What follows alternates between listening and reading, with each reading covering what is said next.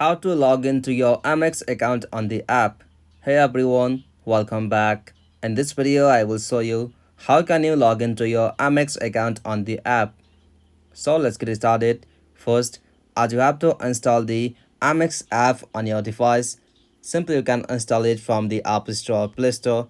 After you install it, you'll have to open the application. Now from here, simply tap on login.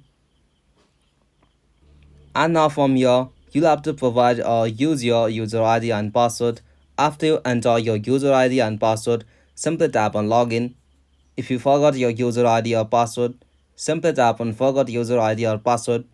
After you tap on that, you'll be able to recover or reset your password using any verification method. After that, you can just try back to use your user ID and password and simply tap on login. You'll be able to log in or use your Amex account on the app. So this is the process.